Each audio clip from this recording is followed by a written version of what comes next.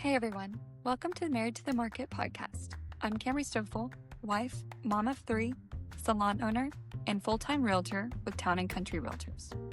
And I am Chance Stoffel, husband, father, and mortgage lender with Motto Mortgage Preferred Partners. We are married to each other and we are kind of married to the market too. Before we dive in, a quick disclaimer.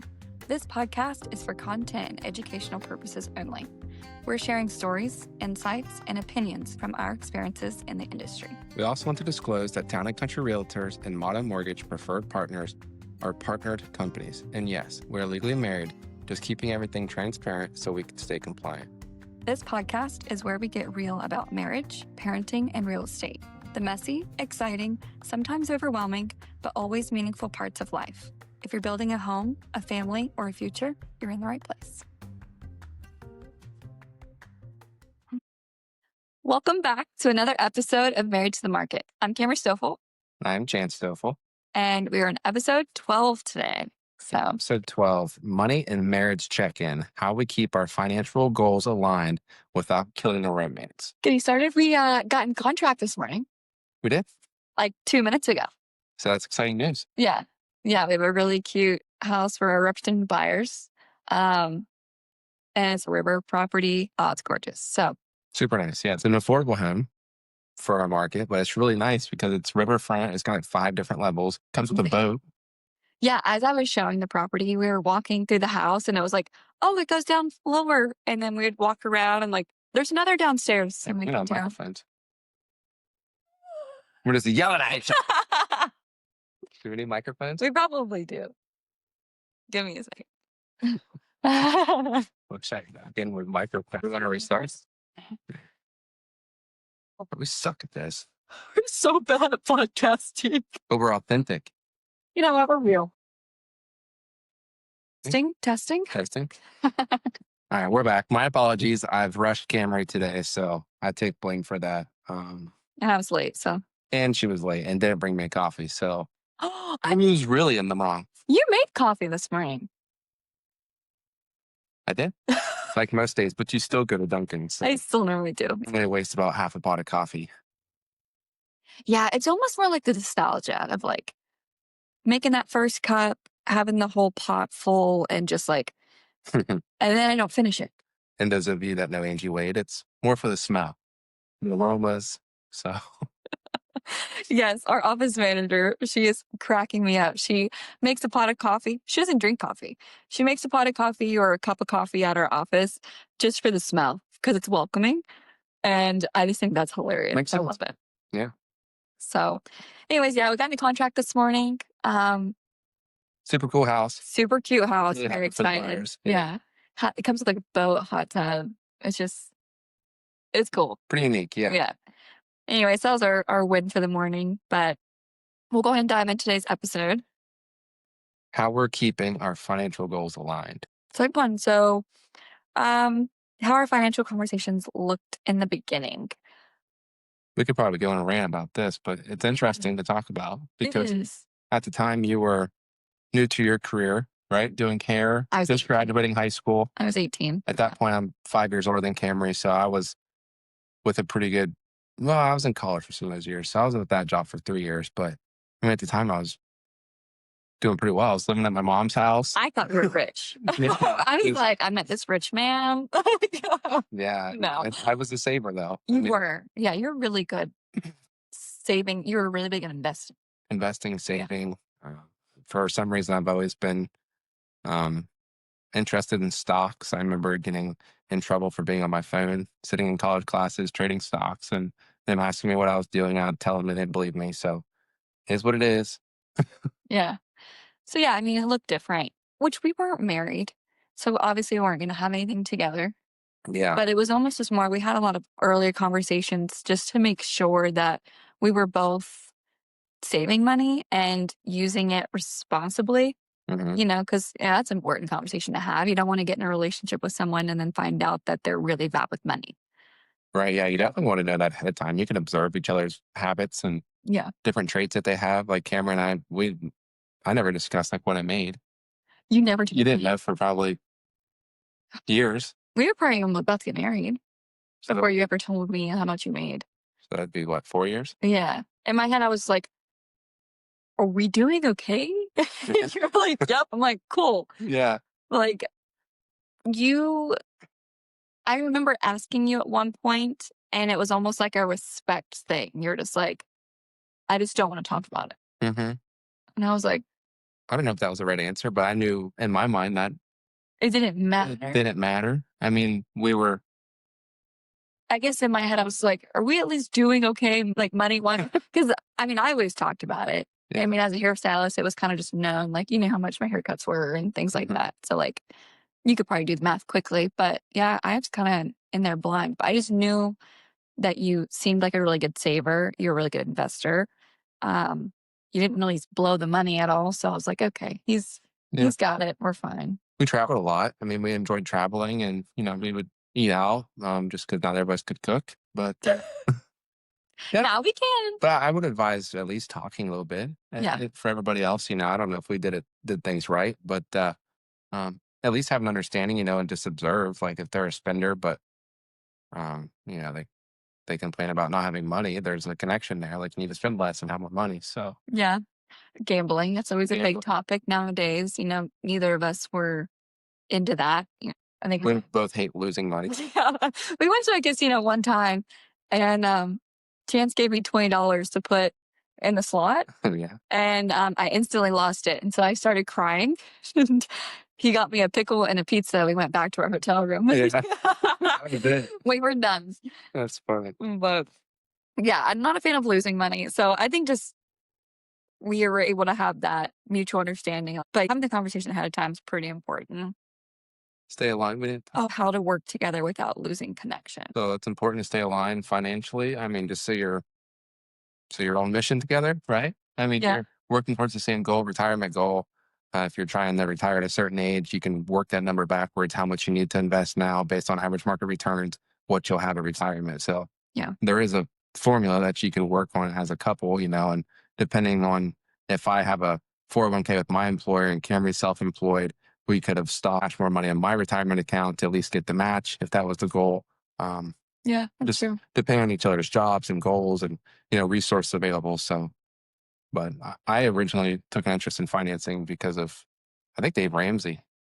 So Really? yeah, I didn't know that. the 7 steps and snowballing effect and have an emergency fund and investing at least 15% of what you make. And so I've kind of pivoted from that because he's not aligned with like using leverage to acquire assets, and I'm not afraid of debt. So Yeah. that's kind of where we split ways. Lessons learned from early mistakes and mismatched habits. I don't really know. I mean, I didn't really know anything about investments. Hmm. I was completely out of that when you and I got together. You would talk about it with me, but it kind of just would still go over my head. And still now, like you'll say stuff and I'm like, what? Yeah. But I'm understanding the gists of it and I am doing it. But so habits that way were different. You were stashing a lot of money in investments, and I was stashing a lot of money in a savings account that had no Return on return. investment. Like the ROI is like terrible. Yeah. So, and in my head, I was like, if I don't see it in this bank account, then it doesn't exist. Hmm. And I was terrified of not having money.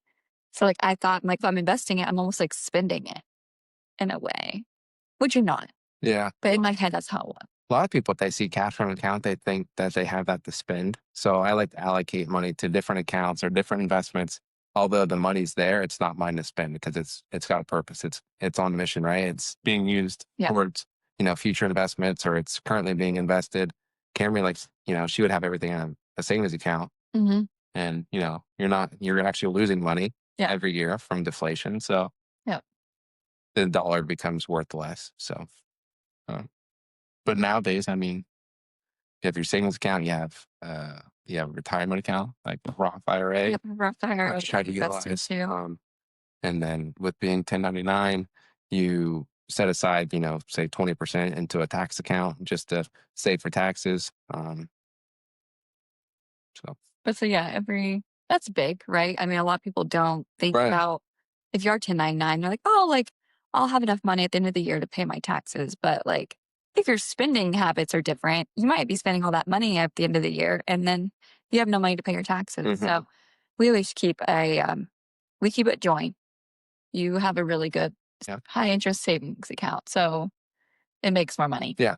So And we it's all, put 20% into that and then yeah. that's our tax money at the end of the year. Right. Yeah. And I'm a W-2 employee, so my taxes are pulled out. So I guess it's my it's tax just money. yours. Yeah. It's my tax money. So that's good. But yeah, so that's actually it was a big tip. I feel like when I talk to other new realtors coming into the industry or even hair clients, or not hair clients, I'm sorry, hair stylists that are going into the industry, like that's all 1099. So, you do have to set money aside for your taxes.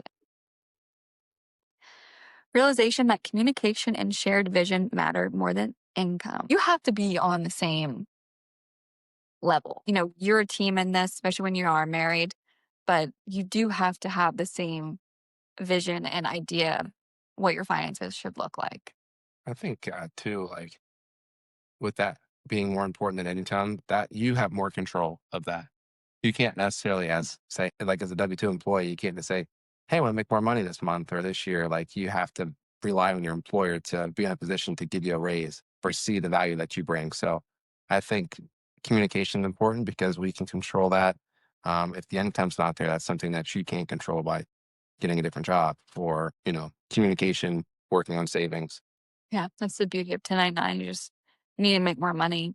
You do, Yeah. you know, sell another house or take another hair client or Hmm. whatever it is that you're doing. Definitely. But you're definitely in control of that, which is nice. Creating shared goals. How you plan and review goals together, family, business, and fun. I feel like we go over our goals more than anyone I've ever met. I know a lot of people that don't have goals. Yeah. Just coast through and Well, coach hope for the through. best. I think it's just a scary topic too, because if you do talk about your goals and someone's holding you accountable, Hmm. but and then it's just hard. I think like for you to actually sit down and be like, okay, this is where I'm at right now. This is where I want to be. Because a lot of people just live every day for today, Yeah. you know? Yeah. My thought is everything I'm doing now, I will reap the rewards in 5 years. Yeah. So in 5 years, if I'm broke, it's because of what I failed to do now. So what I have now, Cameron and I put in place 5 years ago. So, or what we Yeah. have now. So, Yeah, that's true. Yeah. I mean, we started our family, 3 years ago, which has spiraled us into new careers, which is getting us into finances look completely different now, which yeah. is going to lead us into even more Hmm. going down the road. So I do like that. Everything's just, Yeah. And each step's like a different season. So you kind of got to revisit your goals and yeah, kind of see where you're at and where you're going. And I mean, us having 3 kids now opposed to zero, 3 years ago has our changed a lot. goals. So Yeah, be true. How you decide what to prioritize and what can wait. that would probably be like tangible things, trips. We're not super determined to trip right now, like Mhm. to adventure out, just because life's so hard with 3 babies. Like trips don't seem very fun at all. But we did go to Arkansas recently, and that was a trip. That was cool. Yeah. That was something that just needed to be done. We needed to go see my family. My family hadn't met our children. So that was a necessary trip. We needed to do that. That's how we Right. Yeah. We enjoy ourselves, but prioritized it. our kids are so hard right now with traveling with Yeah. 3 kids. So I mean, I have no desire to travel Mhm. more than like 2 hours from my house right now. Yeah. How do you decide what to prioritize? Like, so Friday, today's Wednesday. On Friday, I normally work in the office or I'm out and working. And I just feel like we need a family day.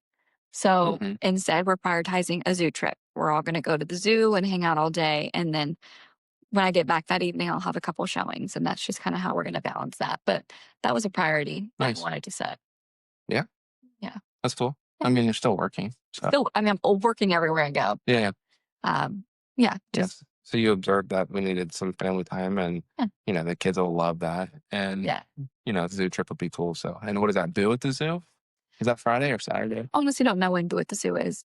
I wanted to do Friday because I didn't think it would be that busy. Oh, during the daytime, maybe? People would be at school, Yeah. So I mean, if they want to dress up in costumes, we can. It's fine. But systems or routine that help you stay on track. Um, Actually, something really interesting is your Copilot. Uh, Chance has like this financial website or app, It's an app. Yeah. but I enjoy listening to you talk about it. Copilot for me, I've always used like spreadsheets to track my spending and investing. So for me, Copilot's integrated all my different accounts into one platform and it allows me to track, numbers that are including everything. So I Mhm, put real estate in there. I'm able to track my mortgage payment. I'm able to track the current market values. That then shows me my net worth, what the properties are worth. I track investments from retirement accounts to just brokerage accounts to 529s for the kids. mhm. So it kind of allows me to have everything on one site. That is, I think, $72 a year, but I mean, it's so beneficial for me, I think, and us just to kind of know. I mean, it breaks down all of your expenses, each category, the bank, and then where you're spending your money. I categorize entertainment, meals, groceries, kids expense, Mm. but Trips. trips. Hmm. So it's just pretty cool. Yeah, I always loved it. Yeah, it's Copilot. I mean, you can find it on the App Store, right? Yeah. There's one that we don't use, but I think would be really beneficial for a lot of people is that Rocket Money. Oh, And Rocket Money is an app that mhm, assuming you put all your information in, but it'll figure out what all subscriptions you have. mhm. Because think about how many subscriptions people pay for that you don't even realize. Um, I'm very weird about the subscriptions I subscribe to, so I know exactly what I have. So I've never felt like I needed it myself. But there's people I've talked to in the past that they're like, "Oh, I have no clue. I just sign up for all the kinds of stuff," and I'm like, "Wow," and it'll go through and I'm like, "You don't even use this. It'll cancel it for you." Yeah, So no, it's really good. yeah, Yeah, and I think that's easy to overlook. If it's a subscription that you pay once a year and it's $50, I mean, you're gonna miss that line item on your transaction. So yeah, that tool alone will allow you to track that. So yeah. same as Copilot. I mean, it'll track recurring expenses, tell you when expenses are coming up, so you can kind of catch things like that. Mhm. And there's another one that you do Upside.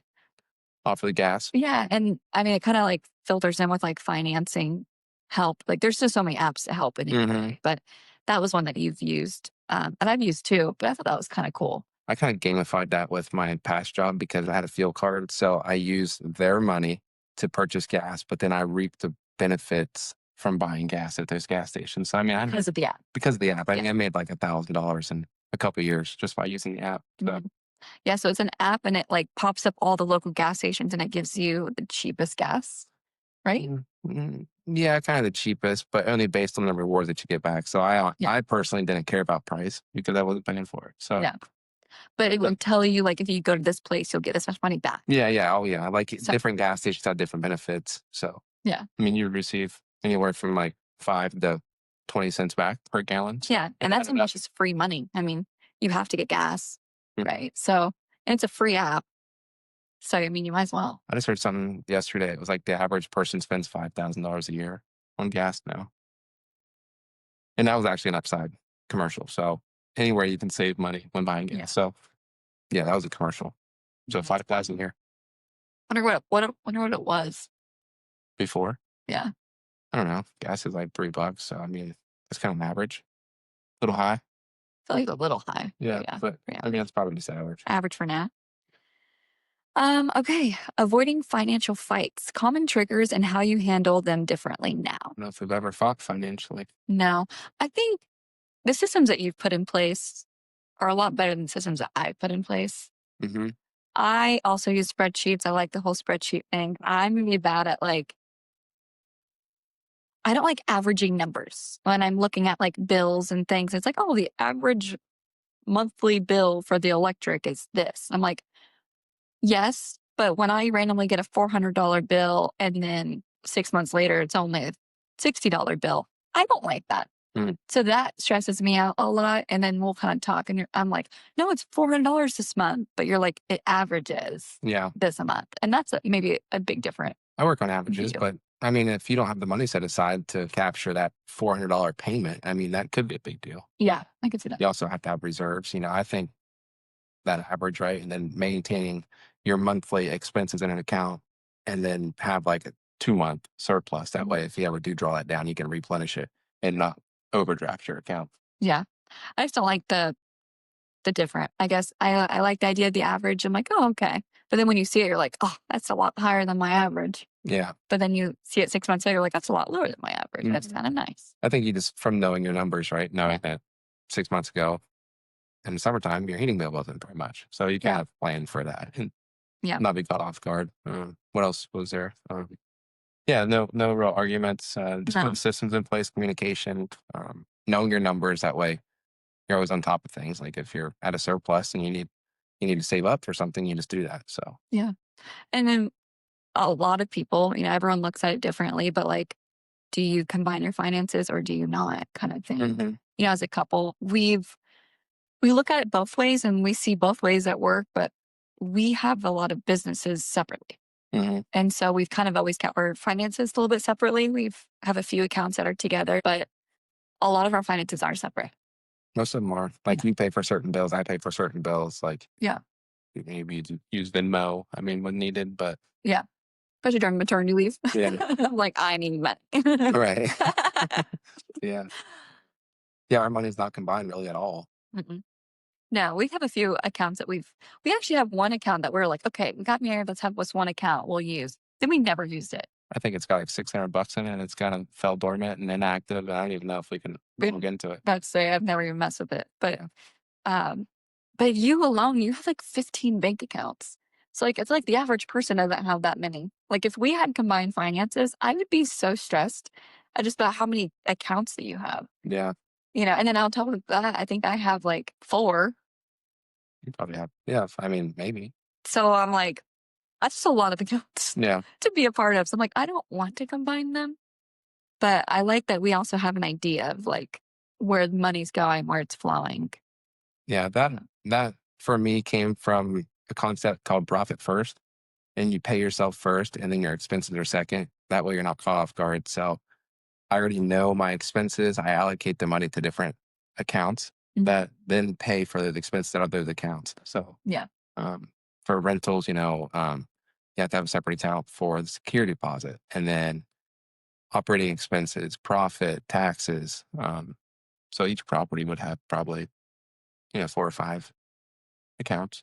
Mhm. And that way you know the numbers, right? You know the money, it's there. You're not caught off guard. Yeah. So And it's like automatic transactions. Like the mhm. money's moving itself. You're not having to do it. Yeah, rental income comes in and then monthly you just disperse funds to each account, percentage based. If you want to make 20%, for your profit account, you would take out 20%. So Mhm. yeah, same for taxes. I mean, you already know your tax bracket, whatever that is, and then you can allocate that percentage based on what you think you'll make this year. And then what are our ground rule healthy money talks? I think just open communication. Yeah. Like just don't hide anything. I think it was always Dan's always had like a joke, because we don't see each other's finances, that he was like, you don't have any credit card debt, do you? Mm, Like it was always a scare. that's a fear of mine. It's a huge fear because I have this huge credit card debt and I have no debt. And sometimes you would not pay stuff off and you'd just be looking at it wrong. Like you would carry, would you carry a balance? Well, yeah, because I had two credit cards and I kept getting their dates mixed up. And then I would pay one off and then this one would be like, oh, your statement has this much money. I'm like, what? And I would get those dates mixed up all the time, which I never actually had any issues with it because the card that I kept doing it to didn't have interest on it. Oh, Like I wouldn't have that. So it's just nice. But I I don't know. You're way more like structured with that than I but am. as a couple, you don't need to struggle, right? I No. mean, not that you were, but if you do carry a balance, that's upsetting to me because you're paying Yeah. interest And you're on like, it. just tell me. I It's was like, just it pay off if that's possible. So yeah. Yeah. So yeah, that's a lot better. It's funny now too. You're just like, oh, no credit card debt. I'm like, no, it's all zero. mm, Like, don't worry.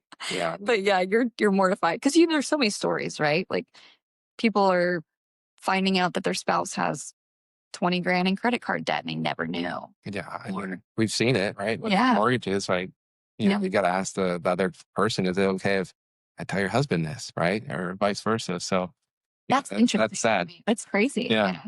Gosh, I feel like you hear a lot of stuff. That's tough. Yeah. Mindset shift, same team, same mission. I think that was easy for us. Like we came in even to like our dating relationship of just like, we're a team. Yeah, the big thing I think I wanted to talk about was like as a new couple, like I thought it was so cool that you offered to pay for the first meal, Yeah. but traditionally, like I could have not allowed that. So, Yeah. but then that's kind of telling me she appreciates the cost of things, and she was willing to pay for that first meal, and Yeah. so Yeah. I was, it maybe it was a cool thing for you, but it was also kind of like a thing for me too. Of like, is he going to allow me to pay the first meal? oh, Red flag. Um, but the second meal, like I think in my head, I was like, okay, if he pays for the first two meals, that just like shows like a man that wants to like take provide. care, Yeah. provide, and like, and then that third meal, like I offered every time, but like that third meal, your fine was like, yeah, you could pay, and I was like, okay, cool, and like I'm cool with paying, but Hmm. like in my head, it was like the first couple I feel like need to be covered by the man. That's Yeah. just, and that's a huge controversial talk. Most people don't agree that the man should pay for it nowadays, but They think it's fully like the people that split it half and half.